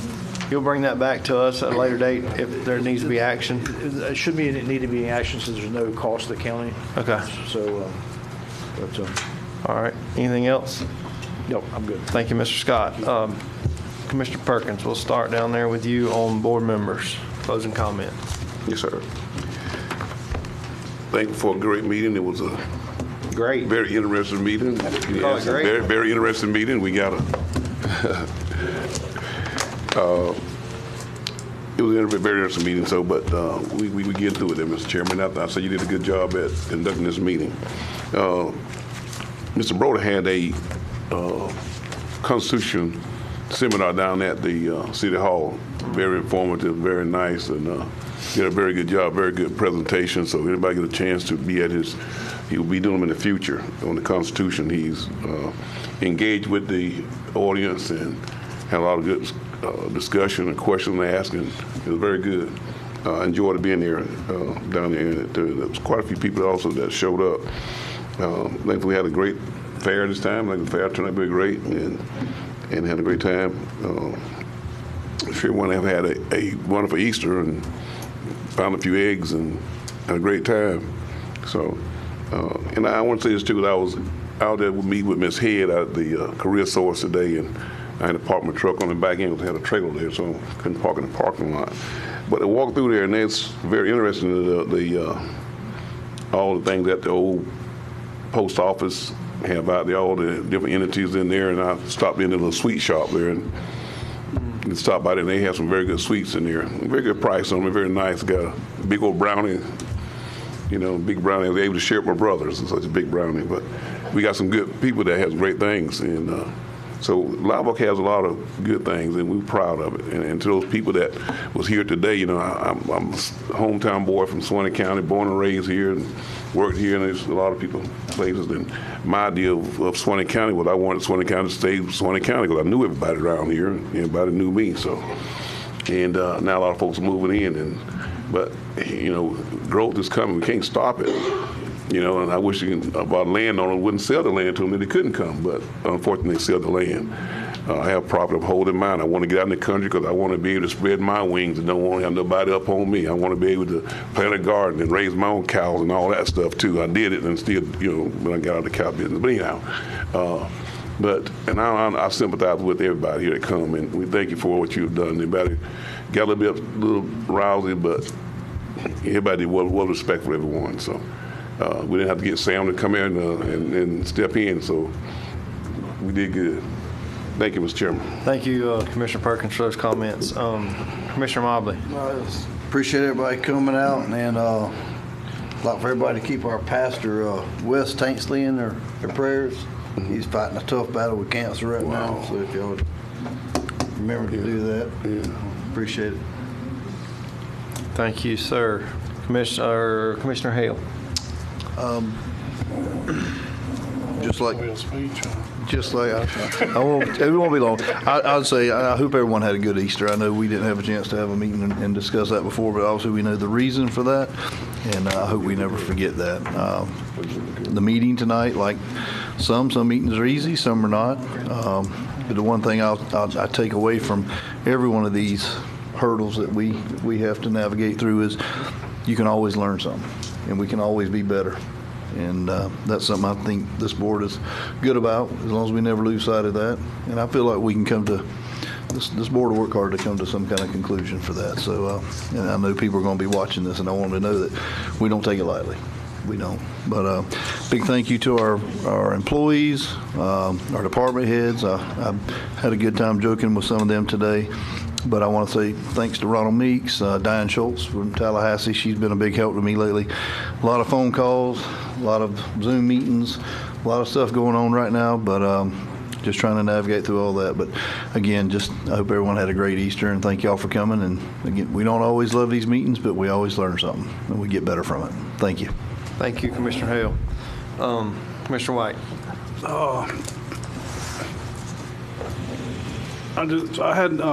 They invited me. I just want to say I had the pleasure and honor of going down. The sheriff was there as well to a Vietnam memorial. When was that, Sheriff? Saturday. And Friday. And give a speech, but I'm going to tell you that was a heartwarming thing to sit and talk to some of those old vets and listen to their stories and understood, what they had to go through. And at a young age, 18, 19 years old, just very eye-opening. I never served in the military, so I always thought about that, and it was just a heartwarming thing to sit and talk with them. Also, the fair, hats off to the fair board, livestock board. Good job.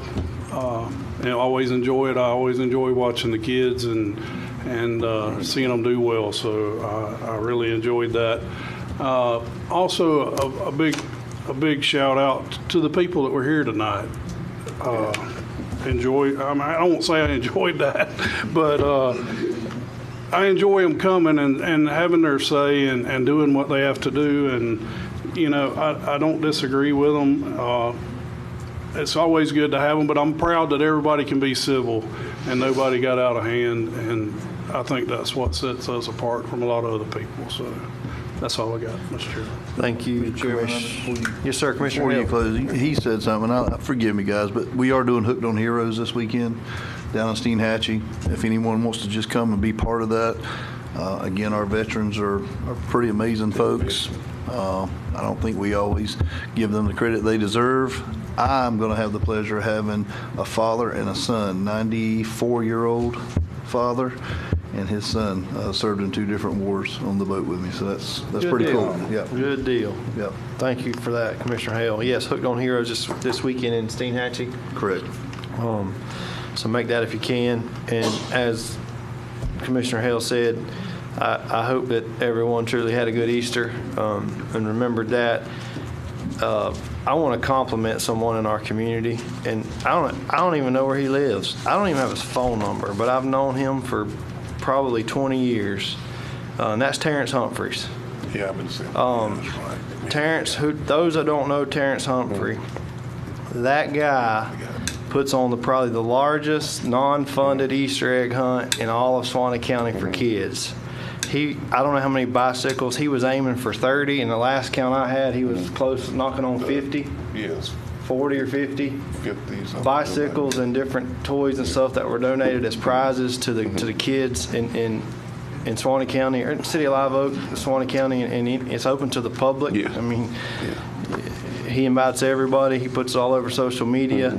But that guy works his tail off for a lot of kids that otherwise wouldn't have a Easter basket or Easter egg hunt at their house. And just hats off to Terrence. What a good guy. Today, Heritage Park and Gardens was a luncheon. I was there today. That's very nice. Lots of volunteers, lots of folks out there keeping that place. That too, at one time, that's the old Craps house. That too was a controversial deal during its, I guess, inception. A lot of folks in the community were against that, and now you see it has gained traction. There's a playground out there. There's a small turf field for kids, and anytime you ride by, there's people there and enjoying it. So hats off to the group out there, the Heritage Park and Gardens folks that donate a lot of their time and money and resources to keep that place up and going right here in Suwannee County.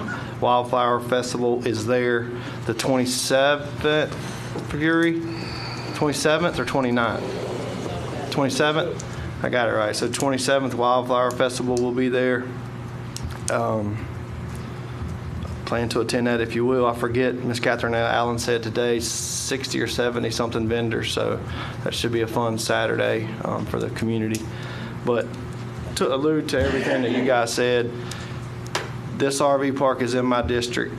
I have taken a beating for the last week, but I appreciate it. I mean, I get their passion. I understand it. It's in their backyard. It affects their lives. It affects their children. It affects every facet of them that live by that. I get it. I asked in the meeting if the sign was there, and because I hadn't heard from anyone. I wish I had heard from all those folks before. I don't know that it would have changed the vote passing or not passing. I can't speak for the board, but I appreciate people coming and telling us how they feel about it and how they see the business of the county and how we conduct business of the county. I mean, there's not one guy up here that claims to be the smartest person in this room or any room. Those folks are in a bad spot. I don't know how that's going to change or if it changes or what that looks like, but I sympathize with them. Like I said earlier, I live on the other end of that road, but hopefully we can come up with something. I don't know what that would be, but I'm glad that most all of them were respectful. We can get a lot more accomplished being respectful and talking through things than I see some other communities not being respectful and nothing gets done. So I appreciate them for that. I know we can just get better, guys. I mean, the signs, we got some issues we've heard from them. Like Commissioner Hale said, we all learned something from it. There were times that wasn't enjoyable, but I did take away some things where we can improve and get better. And, being humble, that's what it's about, acknowledging where you got shortcomings and working to try to get better and fix them. So that's all we can do moving forward, and hopefully we can do a better job. So, Mr. Chairman. Yes, sir, Commissioner Perkins. May you speak back to Terrence with those things, those bikes and the things there. It started from a small thing there behind the African Baptist Church, and he started there, and various people were supporting him. And Terrence has reached out to a lot of people, and they have given him from the communities and businesses, has helped him to get bikes and whatever he needed to give those kids, a lot of kids that was underprivileged kids. Now he's moved over to the Douglas Center and have all that ground over there, Mr. Ferry, and he's had that. It was a lot of people there, and they had a great time. Nobody fussed, no injuries or thing. I purchased bikes for him and Easter baskets and toys and things they give to him. He put everybody on Facebook who purchased things and give to him and donated. So it's a great event, and it's bringing the community together. That's what we like to see about small town Suwannee County is. We see have people with good hearts. 100%. But as Commissioner Perkins said, this small town, big hearts. Everybody helps everybody, and the growth is coming. We can't stop it. We can't close the gate. We can't prevent someone from selling their property when they're ready to go, and that person divides it and sells it 10 times. We can't prevent that, but all we.